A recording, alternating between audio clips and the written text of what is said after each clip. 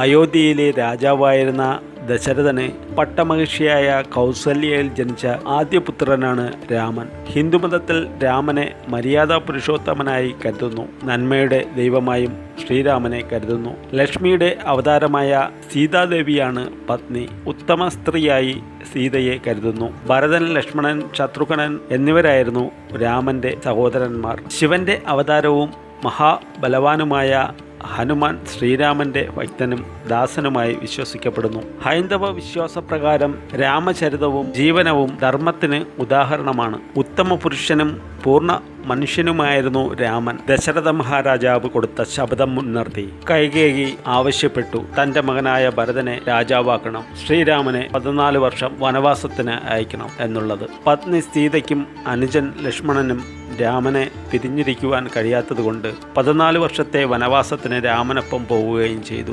വനവാസത്തിനിടയ്ക്ക് അസുര രാജാവായ ലങ്കേശ്വരൻ രാവണൻ സീതയെ അപഹരിക്കുകയും ചെയ്തു. ക്ലേശകരവും ശ്രമകരവുമായ നീണ്ട തിരച്ചിലിനു ശേഷം സീത ലങ്കയിലുണ്ടെന്ന് ഹനുമാൻ കണ്ടെത്തുകയും ഘോര യുദ്ധത്തിനൊടുവിൽ രാവണനെ നിഗ്രഹിച്ച് സീതയെ വീണ്ടെടുക്കുകയും ചെയ്തു. വനവാസത്തിന് ശേഷം അയോധ്യയിൽ തിരിച്ചെത്തിയ രാമന്റെ കിരീടധാരണം നടക്കുകയും അയോധ്യയുടെ രാജാവായി അവരോധിക്കുകയും ചെയ്തു. അങ്ങനെ അന്തിമഫലമായ ദേശത്തിന്റെ ചക്രവർത്തിയായി. പിന്നീടുള്ള 11,000 വർഷം സന്തോഷത്തിന്റെയും സമാധാനത്തിന്റെയും ഐശ്വര്യത്തിന്റെയും ന്യായത്തിന്റെയും സുഗമമായ രാമരാജ്യമായി അറിയപ്പെട്ടു. മാതൃകാപരമായ രാമരാജ്യം ലോകത്തിന് നൽകിയ രാമൻ ഒടുവിൽ പുത്രന്മാരായ ലവകുശന്മാർക്ക് രാജ്യം നൽകി സരയൂ നദിയിലേക്ക് ഇറങ്ങി സ്വർഗാരോഹണം ചെയ്തു. രാമൻ ജീവിച്ചിരുന്നത് ഏകദേശം BC 1300-1200 കാലഘട്ടത്തിൽ വെങ്കലയുഗത്തിൽ ആയിരുന്നു. ഇത് ഋഗ്വേദ കുലമണ്ഡലങ്ങൾ രചിക്കപ്പെടുന്ന കാലം ആയിരുന്നു. രാമന്റെ സഹോദരൻ ആയ ലക്ഷ്മണന്റെ ഒരു മകൻ ആയ ദ്വാനൻ എന്നയാളെക്കുറിച്ച് ഋഗ്വേദത്തിൽ പരാമർശമുണ്ട്.